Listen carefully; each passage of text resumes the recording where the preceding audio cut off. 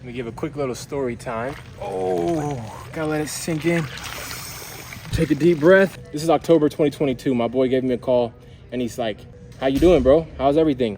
And I was like, man, if I wasn't such a savage, I would have broke by now. Let me put my arm in. And he's like, what do you mean, bro? You good? And I was like, yeah, I'm all right. And that's the first thing I would say is if you have somebody in your life who cares about you, it's okay to talk to them if you're struggling.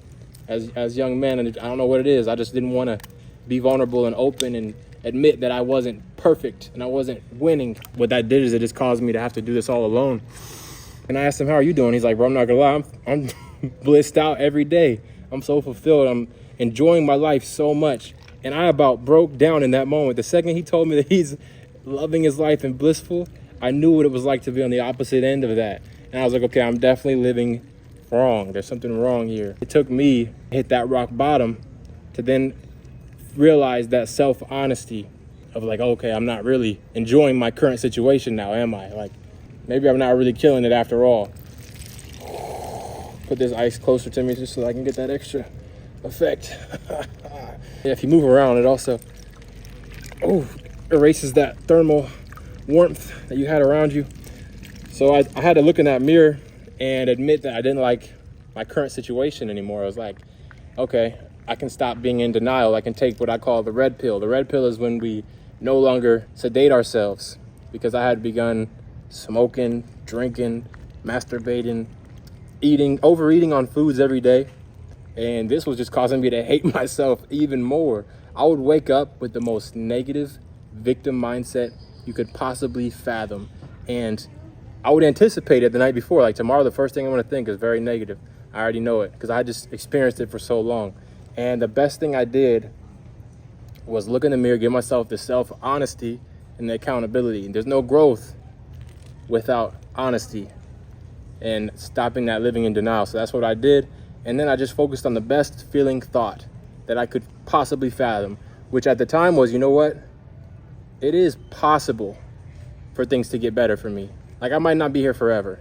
That was as good as I could get at the time. But like, it's possible to change. It's possible for things to get better. And that's exactly what I did, guys, is I made it get better by self-accountability, self-honesty.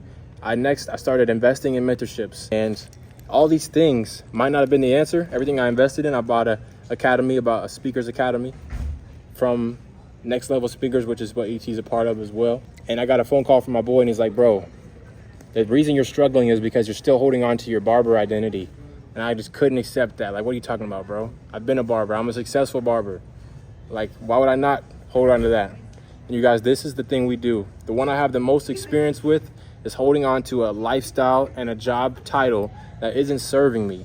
A lot of people hold on to relationships, job titles, and lifestyles that don't serve them.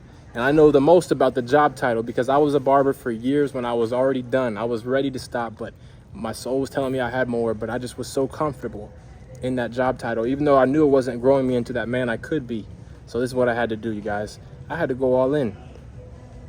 I had to really invest in mentorship and coaching and accountability and change my environment and change my inputs. The new inputs created new outputs. If you guys don't decide right now to make a change for yourself, to look in the mirror and be honest and accountable. Remember, Seneca said, it's not what you bear, it's how you bear it. So now I look at my life like a story. Like, yeah, you know what? They tried to stop me. That's right. That's right, Winter. That's right. Tell them. They tried to stop me. I had to activate that dog.